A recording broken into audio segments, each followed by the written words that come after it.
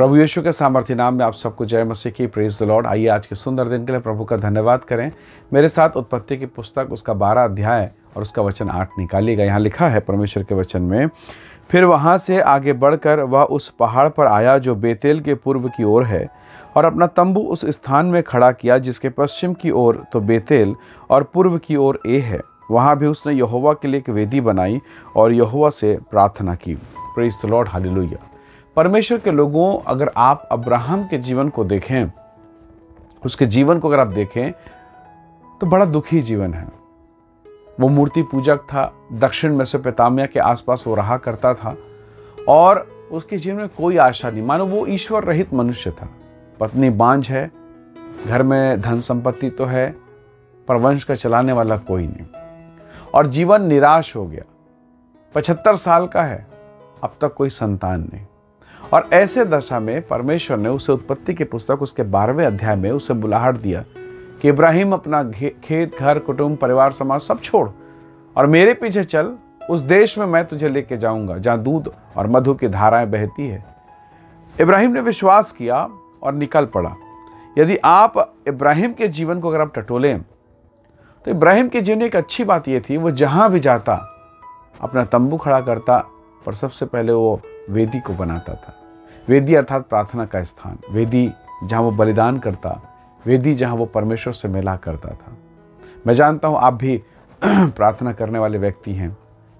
आप प्रतिदिन परमेश्वर के वचन को सुनते हैं, प्रतिदिन पढ़ते हैं और अपना समय निसंदेह आप प्रभु के चरणों पर बिताते हैं। परमेश्वर के लोगों, इब्राहिम के जीवन में एक विशेष विषय था और इसी आदत के कारण या इसी व्यवहार के कारण वो बहुत आशीषित हुआ। वो शत्रुओं के ऊपर प्रबल हो जाता था, राजा उससे डरते थे और परमेश्वर ने उसे शून्य से, फर्श से कहा जाता है, फर्श से अर्श तक, यानी उसको जीरो से उसने परमेश्वर ने उसे ऊंचा उठाया। इतना अधिक वो आशीषित हुआ कि परमेश्वर यहोवा उसके साथ था, प्रभु उससे प्रसन्न था। उसको सीधा सीधा उसको दर्शन मिला, दूतों का दर्शन। और आप देखेंगे कि संसार में उसने 75 साल बिताया, शून्य अवस्था में, जीरो, बेइज्जती का जीवन, अपमान का जीवन, निराशा का जीवन।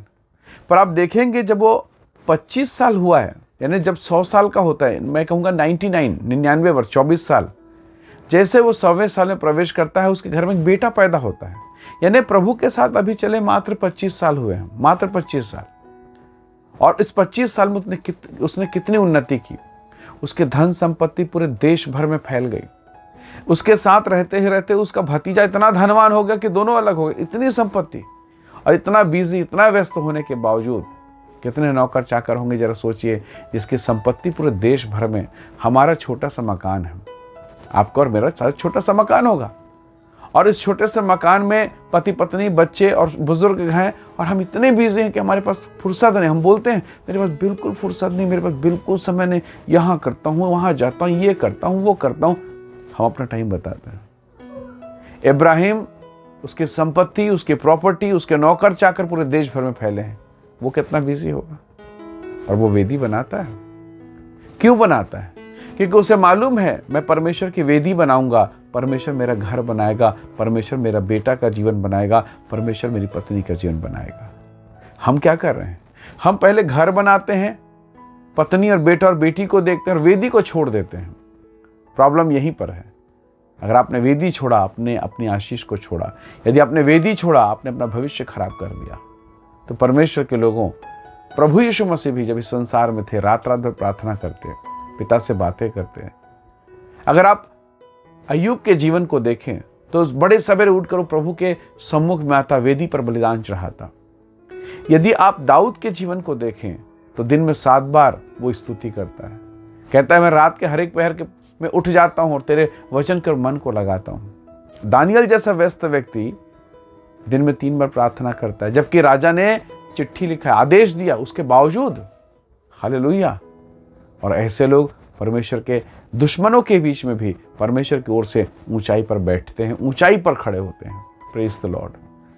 बाइबल कहती, परमेश्वर के वचन में लिखा है, वहां भी उसने यहोवा के लिए एक वेदी बनाई और यहोवा से प्रार्थना की। इतना बिजी होने के बाद, जब हमारे पास काम नहीं, हमारा जॉब नहीं, हमारी नौकरी नहीं, हमारे प्रार्थना का विषय बहुत लंबा होता है ना। और जब हम बिजी हो जाते हैं, हमारे पास काम होता है, नाइट ड्यूटी, डे ड्यूटी, सुबह का काम, शाम का काम, ट्रिपल ड्यूटी, 3 शिफ्ट में ड्यूटी, कितने बिजी, और प्रार्थना बिल्कुल छोटा। प्रभु मैं तो थका हुआ हूँ। आपका प्रभु भी, मेरा प्रभु भी मेरे और आपके लिए थका हुआ है कि मेरा बेटा कम से कम आके मुझसे बात तो कर ले, मेरी बेटी मुझसे बात तो कर ले। 24 घंटे में 24 मिनट हमारे पास नहीं है। 24 मिनट नहीं, 2.5 मिनट की भी प्रार्थना होती तो मन बड़ा बोर होने लगता है, ज़्यादा हो रहा है ऐसा लगता है। परमेश्वर के लोगों, इब्राहिम इसीलिए आशीषित हुआ, उसकी पत्नी इसीलिए गर्भवती हो पाई बुढ़ापे में, क्योंकि उसने अपने जीवन में परमेश्वर की वेदी को पहला स्थान दिया, प्रभु से मिलना पहला स्थान। और परमेश्वर तो ऐसा ही है। प्रभु यीशु मसीह ने कहा यूहन्ना अध्याय 4 में, अगर 23-24 वचन को पढ़ें तो लिखा है, परमेश्वर आत्मा है, अवश्य उसके भजन करने वाले आत्मा और सच्चाई से करें। परमेश्वर ऐसे लोगों को ढूंढता है। प्रभु ने मुझे और आपको इसीलिए बनाया ताकि हम और आप उसकी संगति करें। Praise the Lord. परमेश्वर महान है। प्रभु के लोगों, आज अगर आपके जीवन में हताशा, निराशा, खालीपन है, तकलीफ़ें हैं, कुछ ऐसी बातें हैं जिसे कारण आप प्रॉब्लम में हैं, तो अपने जीवन में वेदी बनाइए, प्रभु को महत्व दीजिए, परमेश्वर के साथ बैठिए और निसंदेह परमेश्वर आपके जीवन को आशीषित करेगा। क्योंकि प्रभु जब आपसे बातें करना शुरू करेगा, जैसा उसने मूसा से बात किया, और जब मूसा चढ़ा पर्वत पे, साधारण व्यक्ति था, चरवाहा, पर जब वहाँ से उतरा उसके चेहरों से किरणें निकल रही थी। हालेलुया। परमेश्वर आपको ब्लेस करेगा, आपके जीवन को आशीषित करेगा। आइए क्यों ना हम अपने जीवन के एक हिस्से में परमेश्वर को पुकारें और कहें कि प्रभु मैं भी वेदी बनाऊंगा, मैं आपसे मिलने आऊँगा। Praise the Lord. हालेलुया। आइए दुआ करें। सर्वशक्तिमान पिता, मेरे प्रिय लोगों को ब्लेस करें, आशीष दें प्रभु। इब्राहिम इसलिए आशीषित हुआ क्योंकि उसके जीवन में वेदी है। अय्यूब इसलिए क्योंकि वेदी है। पौलुस इसलिए कि वेदी है। दानियल इसलिए क्योंकि वेदी है।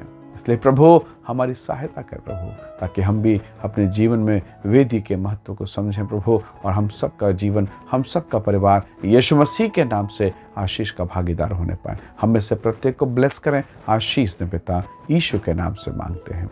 आमीन आमीन। प्रभु आप सबको बहुत ऐसे आशीष दे। बहुत धन्यवाद। जय मसीह की। Praise the Lord.